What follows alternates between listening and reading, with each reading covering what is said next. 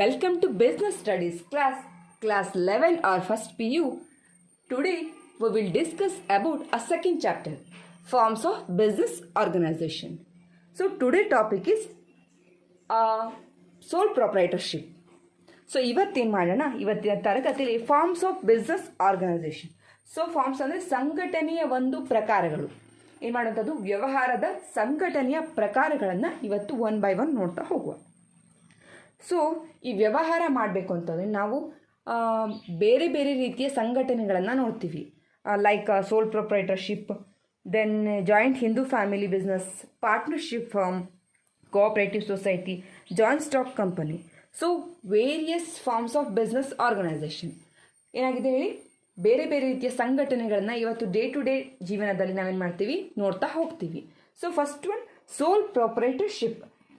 So sole proprietorship means ಏಕ ಮಾಲೀಕತ್ವ ಅಂತ ಹೇಳಿ, ಸಂಸ್ಥೆ, ಏಕ ಮಾಲೀಕತ್ವ ಸಂಸ್ಥೆ ಅಂತ ಕರಿತೀವಿ. So sole proprietorship meaning, sole proprietorship is a popular form of business organisation which is owned and managed and controlled by an individual who is the recipient of all profits and bearer of all risk.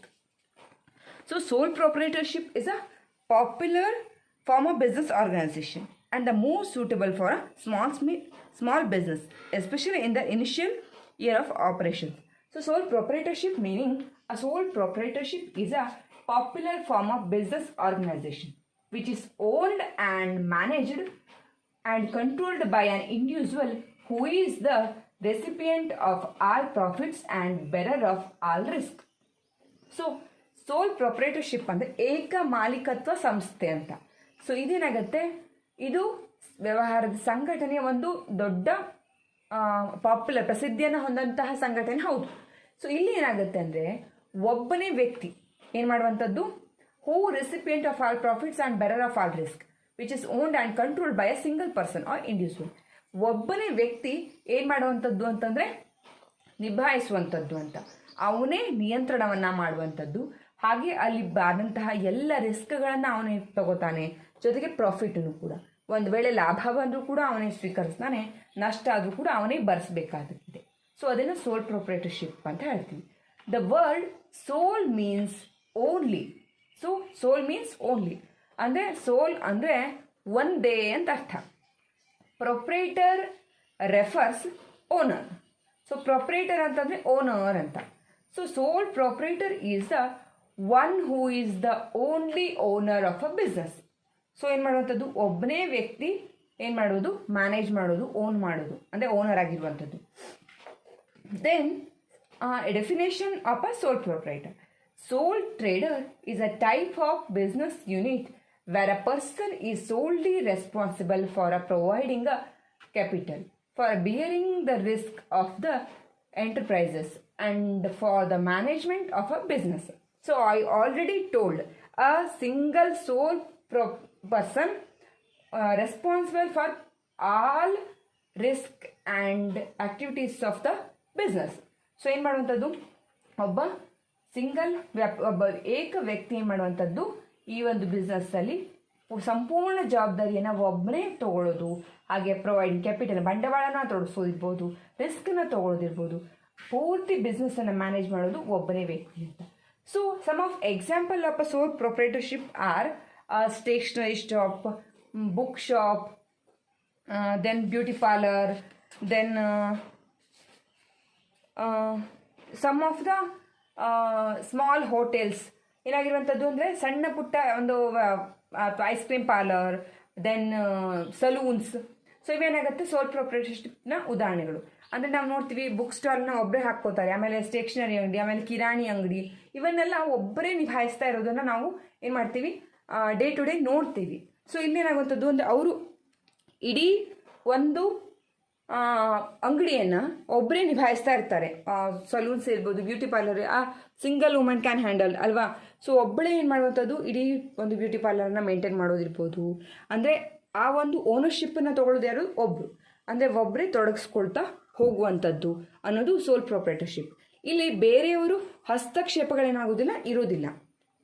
ಅವನೇನು ಮಾಡಬೇಕು, ಬಂಡವಾಳವನ್ನು ತೊಡಗಿಸ್ಬೇಕು, ಬಿಸ್ನೆಸ್ಸನ್ನು start ಮಾಡ್ತಾನೆ, ನಿಭಾಯಿಸ್ತಾನೆ. ಒಂದು ವೇಳೆ profit ಆದರೂ ಅವನೊಬ್ಬನೇ ತೊಗೋತಾನೆ, ಯಾವುದಾದ್ರು ನಿರ್ಧಾರಗಳನ್ನಾದರೂ ಅವನೊಬ್ಬನೇ ಮಾಡ್ತಾನೆ. ಇಲ್ಲದಿದ್ದರೆ ಒಂದು ವೇಳೆ ಲಾಸ್ ಆಯ್ತಪ್ಪ ಅಂತಂದ್ರೂ ಕೂಡ ಅವನೊಬ್ಬನೇ ಭರಿಸ್ತಾನೆ. ಸೊ ಇದೇನಾಗಿದೆ ಸೋಲ್ ಪ್ರೊಪ್ರೈಟರ್ಶಿಪ್ ಅಂತ ಹೇಳಿ ಅನ್ಸೋಳ್ತು. So let us now features of a sole proprietorship. So what are the features of sole proprietorships are formation and a closure, liability, sole risk bearer and profit recipient, control, no separate entity, and lack of business continuity. So these are all features of a sole proprietorship. So let us now one by one. Then formation and closure is one of the feature of a sole proprietorship. There is no separate law that governs a sole proprietorship. Hardly any legal formalities are required to start a sole proprietor business. Though in some cases one may require a license, closure of a business can also be done easily. Thus there is a easy in a formation as well as a closure of a business. So formation and a closure means a sole proprietor can easily start the business and as well as close the business. So ಏನು ಮಾಡುವಂಥದ್ದು, ಅವನು ಆ ವ್ಯಕ್ತಿ ಯಾರು ಮಾಲೀಕ ಇರ್ತಾನೋ ಅವನು ಈಸಿಯಾಗಿ ಏನು ಮಾಡುವಂಥದ್ದು ಸ್ಟಾರ್ಟ್ ಮಾಡೋದು. ಮಿನಿಮಮ್ ರೂಲ್ಸ್ ಆ್ಯಂಡ್ ರೆಗ್ಯುಲೇಷನ್ಸ್, ತುಂಬ ರೂಲ್ಸ್ ರೆಗ್ಯುಲೇಷನ್ಸ್ಗಳ ಆಧಾರದ ಮೇಲೇನು ಈ ಸೋಲ್ ಪ್ರೊಪ್ರೈಟರ್ಶಿಪ್ಪನ್ನು ಮಾಡೋದಿಲ್ಲ. ಯಾವುದೇ ರೀತಿ ಕೆಲವೊಂದು ಸಮಯದಲ್ಲಿ ಮಾತ್ರ ರಿಕ್ವೈರ್ಡ್ ಆಗಿರುತ್ತೆ law rules regulations as per the law. So ಕಾನೂನಾತ್ಮಕವಾಗಿ ಕೆಲವೊಂದಿಷ್ಟು ನಿಯಮಗಳು ಕೆಲವೊಂದು ಟೈಮಲ್ಲಿ ಮಾತ್ರ ಅಪ್ಲೈ ಆಗುತ್ತೆ, ಹೊರತುಪಡಿಸಿ ಅವನೇನು ಮಾಡ್ಬೋದು, ಈಸಿಯಾಗಿ ಫಾರ್ಮೇಷನ್ ಶುರುನ ಮಾಡ್ಬೋದು. ಬಿಸ್ನೆಸ್ಸನ್ನು ಸ್ಟಾರ್ಟ್ ಮಾಡಲಿಕ್ಕೆ ಯಾವುದೇ ರೀತಿಯ ದೊಡ್ಡ ಪ್ರಮಾಣದಲ್ಲಿ ಒಂದು ರೂಲ್ಸ್ ರೆಗ್ಯುಲೇಷನ್ಸ್ಗಳ ಅವಶ್ಯಕತೆ ಇರುವುದಿಲ್ಲ, ಮತ್ತು ಬೇರೆಯವ್ರನ್ನ ಕೇಳಬೇಕು ಅನ್ನೋ ನೆಸೆಸಿಟಿ ಕೂಡ ಇರುವುದಿಲ್ಲ. Then as well as a closure. So close ಮಾಡಬೇಕಾದ್ರೂ ಕೂಡ ಅವನೇನು ಮಾಡ್ಬೋದು, ಈಸಿಯಾಗಿ ಕ್ಲೋಸ್ ಮಾಡ್ಬೋದು. ಉದಾಹರಣೆಗೆ ನಾವು ಶಾಪನ್ನೇ ತೆಗೆದುಕೊಳ್ಳಿ, ಎಷ್ಟೋ ಬಾರಿ ಕೆಲವೊಂದಿಷ್ಟು ಜನ ಈಸಿಯಾಗಿ ಶಾಪನ್ನು ತೆಗೆದು ಬಿಡ್ತಾರೆ. ಬಟ್ಟೆ ಅಂಗಡಿನೋ, ಆಮೇಲೆ ಕಿರಾಣಿ ಅಂಗಡಿನೋ, ಅಥವಾ ಯಾವುದೋ ಸ್ಟೇಷನರಿ ಅಂಗಡಿನೋ ತೆಗಿತಾರೆ. ಸೊ ಒಂದು ವೇಳೆ ಆ ಒಂದು ಅಂಗಡಿ ಸರಿಯಾಗಿ ನಡೀತಾ ಇಲ್ಲ ಅಂತಂದರೆ ಈಸಿಯಾಗಿ ಏನು ಮಾಡುವಂಥದ್ದು, ಕ್ಲೋಸನ್ನ ಕೂಡ ಮುಚ್ಕೊಂಡು ಬಾಗಿಲು ಮುಚ್ಕೊಂಡು ಹೋಗ್ಬಿಡ್ತಾನೆ. 4 ದಿನಕ್ಕೆ ಒಂದು ವೇಳೆ ಆಗಲಿಲ್ಲಪ್ಪ, ಒಂದು ವೇಳೆ ಸಕ್ಸಸ್ ಆಗ್ತಿಲ್ಲ ಅಂತಂದರೆ ಕೆಲವೊಂದು ಇದನ್ನು ಕೂಡ ಬಾಗಿಲು ಹಾಕ್ಕೊಂಡು ಹೋಗ್ಬಿಡ್ತಾರೆ. ಸೊ ಅದರಲ್ಲಿ ಏನಾಗಿರುವಂಥದ್ದು ಅಂದರೆ ಒಂದು ಆ ಬಿಸ್ನೆಸ್ಸನ್ನು ಅಂದರೆ ಒಂದು ಸೋಲ್ ಪ್ರೊಪ್ರೈಟರ್ಶಿಪ್ಪನ್ನು ಏನು ಮಾಡ್ಬೋದು, ನಾವು ಈಸಿಯಾಗಿ ಸ್ಟಾರ್ಟು ಮಾಡ್ಬೋದು, ಹಾಗೆ ಈಸಿಯಾಗಿ ಮುಗಿಸ್ಬೋದು. Then liability. ಸೊ ಲಯಬಿಲಿಟಿ ಅಂತಂದರೆ ಹೊಣೆಗಾರಿಕೆ ಅಂತ. ಸೊ ಫಾರ್ಮೇಷನ್ ಆ್ಯಂಡ್ ಕ್ಲೋಸರ್ ಅಂತಂದರೆ ಸ್ಥಾಪನೆ ಮತ್ತು ವಿಸರ್ಜನೆ ಅಂತ. ದೆನ್ ಲಯಬಿಲಿಟಿ ಮೀನ್ಸ್ ಹೊಣೆಗಾರಿಕೆ. So the sole proprietors have a unlimited liability that implies the owner is a personally responsibility for payment of a debt in case the asset of the business are not sufficient to meet all debts, such as the owner personal possession as well as her personal car and other assets could be sold for repaying the debts. So ಏನು ಮಾಡುವಂಥದ್ದು liability, ಹೊಣೆಗಾರಿಕೆ, ಜವಾಬ್ದಾರಿ ಅವನಿಗೆ ಇರ್ತದೆ. So ಏನಾಗುತ್ತಂದರೆ ಒಂದು ವೇಳೆ business ಸಕ್ಸಸ್ಫುಲಿಯಾಗಿ run ಆಗ್ತಿಲ್ಲಪ್ಪ ಅಂತ ಅಂದ ಟೈಮಲ್ಲಿ ಒಂದು ವೇಳೆ ಲಾಸ್ ಆಯ್ತಪ್ಪ ಅಂತಂದರೆ ಆ ಸೋಲ್ ಪ್ರೊಪ್ರೈಟರ್ ಏನು ಮಾಡಬೇಕಾಗುತ್ತೆ, ಆ ಲಾಸನ್ನು ಭರಿಸಬೇಕಾಗುತ್ತೆ. ಕೆಲವೊಂದು ಸಂದರ್ಭದಲ್ಲಿ ಅವನು ಸಾಲಗಳನ್ನು ತೀರಿಸೋಕ್ಕೋಸ್ಕರ ಅವನ ಪರ್ಸ್ನಲ್ ಆಸ್ತಿಗಳನ್ನು ಕೂಡ ಮಾರಾಟ ಮಾಡುವಂಥ ಸಂದರ್ಭನೂ ಕೂಡ ಬರುತ್ತೆ. ದೆನ್ ಸೊ ಹಾಗಾಗಿ ಏನಾಗಿರುವಂಥದ್ದು ಅಂತಂದರೆ ಅವನಿಗೆ ಲಯಬಿಲಿಟಿ ಅಂದರೆ ಹೊಣೆಗಾರಿಕೆ ಕೂಡ ಹೊಂದಿರುತ್ತೆ ಸೋಲ್ ಪ್ರೊಪ್ರೈಟರ್ಲಿ ಅಂತ. Then sole risk bearer and profit recipient. So ಏನಾಗುವಂಥದ್ದು, ಏಕ ವ್ಯಕ್ತಿ ಏನು ಮಾಡುವಂಥದ್ದು, ಸಂಪೂರ್ಣವಾಗಿ ನಷ್ಟ ಭಯವನ್ನು ಹೊಂದಿರುವಂಥದ್ದು, ಅದರ ಜೊತೆಗೆ ಲಾಭವನ್ನು ಕೂಡ ಅವನೇ ಸ್ವೀಕಾರವನ್ನು ಮಾಡುವಂಥದ್ದು. Sole risk bearer. So sole risk bearer means the risk of a failure of a business is borne on all alone by the sole proprietor. However, if the business is successful, the proprietor enjoy all the benefits. He receives all the business profits which become a direct reward for the risk bearing. ಏನು ಮಾಡೋದು, risk bearing. ಅಲ್ಲಿ ಏನಾದರೂ ನಷ್ಟ ಭಯ ಆದರೆ, ಏನಾದರೂ ಪ್ರಕೃತಿ ವಿಕೋಪನೆ ಇರ್ಬೋದು ಅಥವಾ ಮಾರ್ಕೆಟಿನ ಫ್ಲಕ್ಚುಯೇಷನ್ಸ್ಗಳಿರ್ಬೋದು, ಸೊ ಏನೇ ಆದರೂ ಕೂಡ ಅವನೇನು ಮಾಡಬೇಕು, ಒಬ್ಬನೇ ಆ ರಿಸ್ಕನ್ನು ತೆಗೆದುಕೋಬೇಕು. Then as well as profit recipient. ಏನು ಮಾಡುವಂಥದ್ದು, ಪ್ರಾಫಿಟನ್ನು ಕೂಡ ಒಬ್ಬನೇ ಅವನು ಅನುಭವಿಸ್ಬೋದು. ಒಂದು ವೇಳೆ ಹ್ಯೂಜ್ ಪ್ರಾಫಿಟ್ ಬಂತಪ್ಪ ಅಂತಂದರೆ ಅವನೇನು ಮಾಡ್ಬೋದು, ಅಷ್ಟು ತೆಗೆದುಕೋಬಹುದು. ಹಾಗೆ ರಿಸ್ಕನ್ನು ಕೂಡ, ನಷ್ಟ ಆದರೂ ಕೂಡ ಅವನಿಗೆ ಕಂಪ್ಲೀಟಾಗಿ ಬರ್ಸ್ಕೊಡುವಂಥದ್ದು. Then control. The right to run the business and make all the decisions lies absolutely with the sole proprietor. He can carry out of the plans without any interference from others. So ಏನು ಮಾಡುವಂಥದ್ದು, he can take a decisions for any time. ಏನು ಮಾಡ್ಬೋದು, without interference.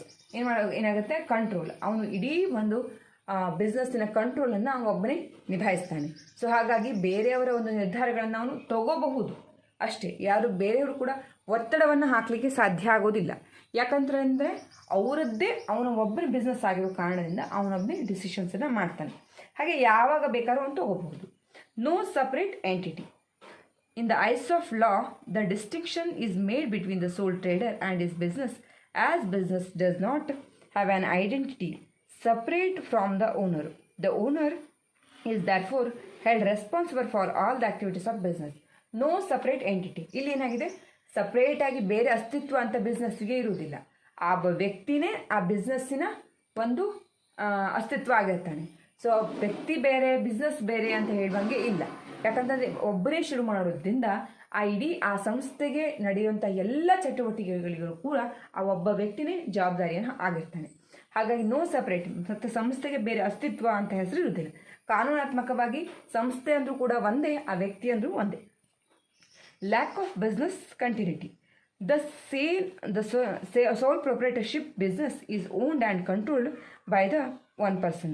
Therefore, death, insanity, imprisonment, physical ailment, and bankruptcy of the sole proprietor will have directly detrimental effect of the business and may even cause of closure of the business.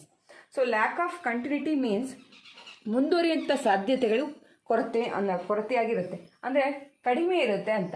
ಯಾಕಂತಂದರೆ ಒಂದು ವೇಳೆ ಆ ಒಂದು ಬಿಸ್ನೆಸ್ಸನ್ನು ಮಾಡ್ತಾ ಇರುವಂಥ ವ್ಯಕ್ತಿ ಸತ್ತು ಹೋದರೆ, ಅಥವಾ ಅವನಿಗೆ ಬ್ಯಾಂಕ್ನಿಂದ ನಷ್ಟ ಆದರೆ, ದಿವಾಳಿ ಆಗೋಗ್ಬಿಟ್ರೆ, ಸೊ ಅವಾಗೆಲ್ಲ ಏನಾಗುತ್ತೆ, ಆ ಒಂದು ಬಿಸ್ನೆಸ್ಸು ಮುಂದೆ ಬರಲಿಕ್ಕೆ ಸಾಧ್ಯ ಆಗೋದಿಲ್ಲ. ಒಂದು ವೇಳೆ ಅವನಿಗೆ ಹುಚ್ಚು ಹಿಡಿದ್ರೆ, ಸೊ ಏನಾಗುತ್ತೆ, ಮೆಂಟಲಿ ಆದರೆ, mentally R physically what ever, so ಅಂಥ ಟೈಮಲ್ಲಿ ಏನಾಗುತ್ತೆ, ಬಿಸ್ನೆಸ್ಸು ಕಂಟಿನ್ಯೂಟಿ ಆಗುತ್ತೆ ಅಂತ ಹೇಳಲಿಕ್ಕೆ ಸಾಧ್ಯ ಇಲ್ಲ. So lack of business continuity. Business ಮುಂದುವರಿಯೋದು ಏನಾಗುತ್ತೆ, ಮುಂದುವರಿಲಿಕ್ಕೆ ಅನಿಶ್ಚಿತ, ಅಂದರೆ ಮುಂದುವರಿಲಿಕ್ಕೆ ಸಾಧ್ಯ ಇಲ್ಲ ಅಂತ, ಕಷ್ಟ ಆಗುತ್ತೆ ಅಂತ, ಮುಂದುವರಿಲಿಕ್ಕೆ ಮತ್ತೆ ಬೇರೆ ಆಪ್ಷನ್ಸ್ಗಳು ಇರೋದಿಲ್ಲ sole proprietorship. So these are all features of a sole proprietorship: formation and a closure, liability, sole risk bearer and profit recipient, control, no separate entity, lack of business continuity. So till today we will discuss meaning of a sole proprietorship, definition of a proprietorship, then as well as a feature of a sole proprietorship. I hope today class you will understand, and thank you for watching. Thank you.